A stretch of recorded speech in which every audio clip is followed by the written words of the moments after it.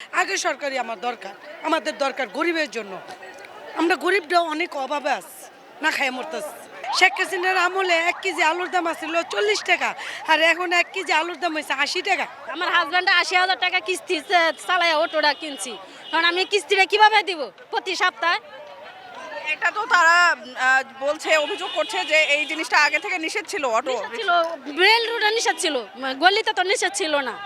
তাহলে আমার ফ্যামিলিতে আমার হাজব্যান্ডে 1 লাখ হাড়ুইয়া, তাহলে আমি আর 4 জনটা কিভাবে চালায় নিব ঢাকা শহর থেকে ঘর ভাড়া দিয়া? এটা কি সরকারের কোনো আইন? আমরা এরকম আইন চাই না। আমরা সাধারণভাবে আমরা চলতে পারি।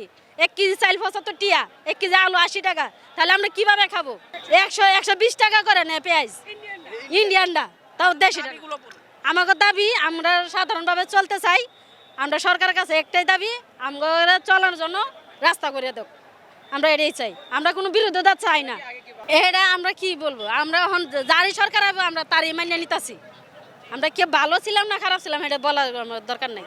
আগের সরকারের আমলে ডাইল ভাত খাইতে পারছি, আমি ব্যানে করে আলু পেঁয়াজ বেচছি, কিন্তু আমি এখনো চলতে পারতাছি না পারতাছি বেচতে, না পারতাছি খাইতে। শেখ হাসিনার আমলে 1 কেজি আলুর দাম ছিল 40 টাকা, আর এখন 1 কেজি আলুর দাম হয়েছে 80 টাকা। কেমনে বেচুন, কিভাবে খাবো? শ্যামবাজার লয়া যায় 80,000 50,000 টাকা, আইনা বেশি 3,000 টাকা।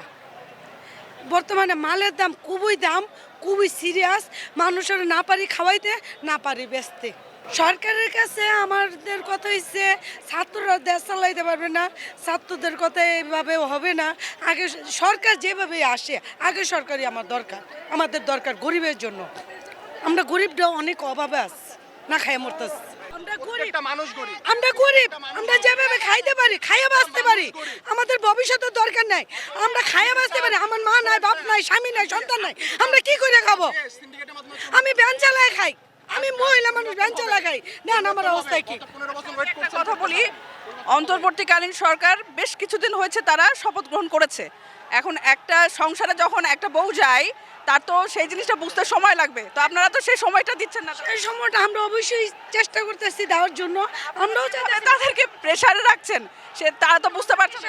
আমরা যাই নাই কখনো। আমরা যা দেখতেছি, যা শুনতেছি, মালের দাম এত হওয়ার কথা না।